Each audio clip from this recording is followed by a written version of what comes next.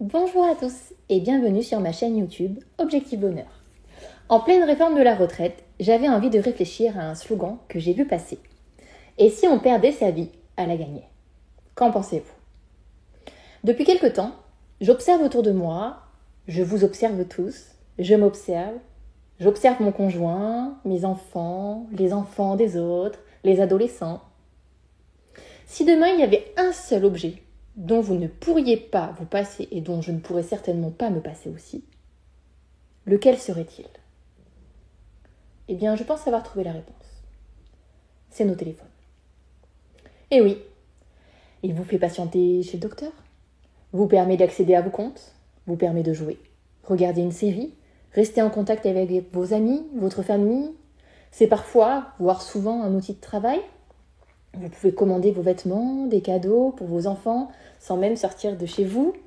Vous pouvez être livré, comme au resto, ou vous faire livrer vos courses. Finalement, si on réfléchit, nous ne devrions pas être endettés, comme la plupart des Français le sont, puisqu'il suffit d'un téléphone pour nous occuper, nous les humains. Je me demande vraiment si l'humanité a été créée pour ça. Chez le médecin, personnellement, je prends rarement mon téléphone. Et j'aime observer. J'observe autour de moi. Et du coup, parfois, je discute. Et je me rappelle, par exemple, de cette petite mamie que j'avais croisée, avec qui, en quelques minutes, j'avais eu une profonde conversation. C'était pendant le Covid.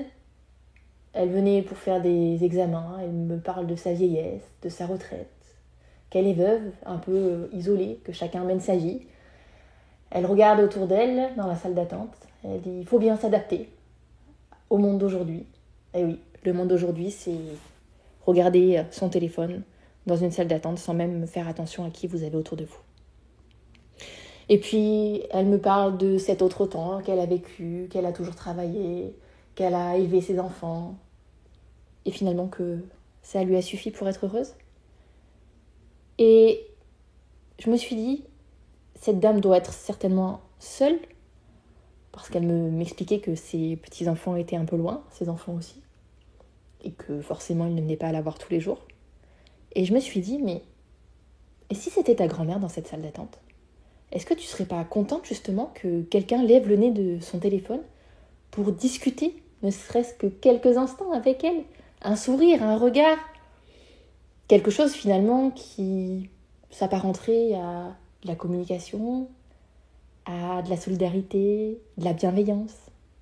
Mais non, ça c'est fini, ça c'est un autre monde, ou de plus en plus rare en tout cas. Je me souviens aussi d'avoir parlé avec ce monsieur une autre fois, qui était salarié d'une entreprise et qui parlait du travail, du monde d'aujourd'hui, que c'était impossible de recruter des jeunes. À partir du moment où quelqu'un arrivait à l'heure, c'était une qualité. Même pas besoin d'avoir les compétences pour le job, on est prêt à former. Ouais, triste monde. Même être à l'heure, ça devient compliqué. Voilà, je trouve que justement dans ces salles d'attente, on trouve un peu tout type de personnes et en fait, on voit le monde d'aujourd'hui. Il suffit de prendre quelques minutes vraiment pour pouvoir voir le monde ou différemment ou confirmer ce qu'on a déjà commencé à constater. Alors on disait que ça nous donne accès à tout, mais c'est bien aussi là le problème. C'est un créateur d'envie. Regardez Instagram, les influenceurs, les pubs à la télévision, les pubs dans les magazines, les panneaux d'affichage. Dans notre journée, finalement, on passe notre temps à voir des choses qu'on veut nous vendre.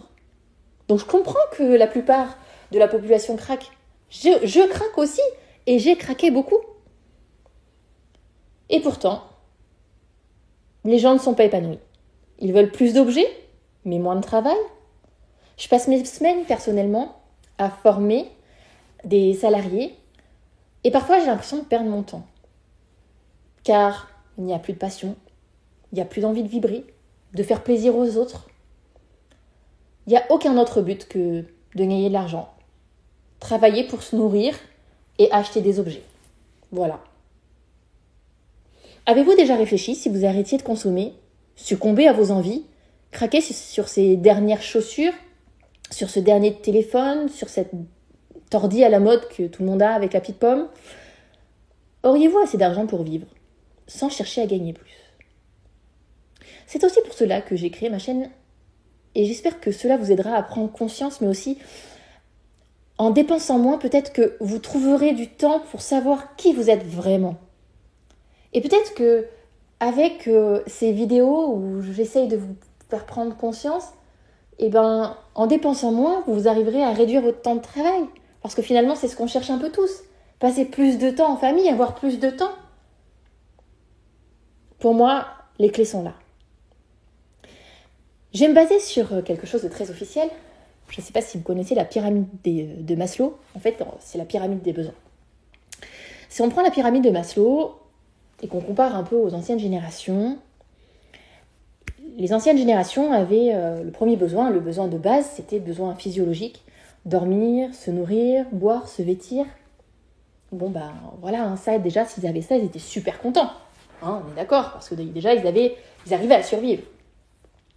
Et puis ensuite, il y a eu un besoin aussi de sécurité, c'est-à-dire de rendre un environnement stable, de construire sa famille, d'avoir un toit sur la tête, de se sentir confortable chez soi. Et puis ensuite, il a fallu qu'on assouvisse un autre besoin, le besoin d'appartenance, le besoin d'intégration, d'être dans un groupe, créer du lien. Alors du lien, on peut en créer avec sa famille, on peut en créer en se faisant des amis, on peut en créer en étant au travail et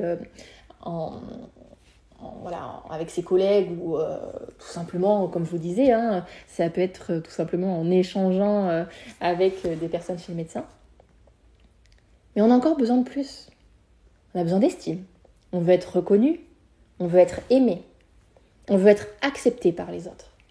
Et pour ça, on est parfois prêt à tout.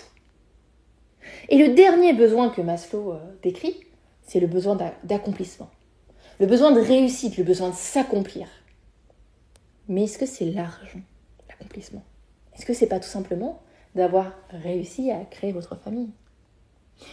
Parfois, je vois sur Instagram aussi des femmes qui se battent pour être maman. Je peux vous dire que ces femmes-là, le besoin d'accomplissement qu'elles ont, c'est de devenir maman. Et même si parfois, effectivement, ça passe aussi par l'argent parce que c'est des parcours qui peuvent coûter très cher, une fois maman, c'est pas d'argent qu'elles ont besoin. C'est simplement d'être comblées d'amour. Et c'est bien souvent le cas. Parfois, il faut passer par des moments difficiles pour se rendre compte de la chance qu'on a. Et notre société est tellement dévorée par ce besoin d'accomplissement que les entreprises l'ont compris.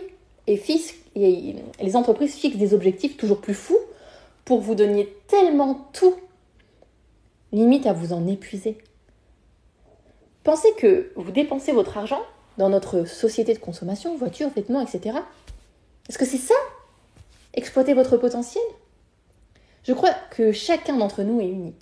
Chacun d'entre nous peut faire de demain un monde meilleur, un monde plus simple, un monde où le burn-out, par exemple, et la dépression sont inconnus.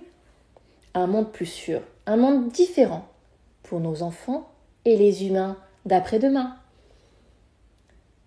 Je pense que nous devons arrêter de perdre notre vie à la gagner. Nous devons simplement reprendre en main notre vie et la passer le plus paisiblement possible en faisant ce qu'on aime le plus et en étant entouré des personnes qu'on aime le plus. J'espère que cette vidéo vous a plu et je vous dis à très vite pour un prochain podcast. Plein de bisous!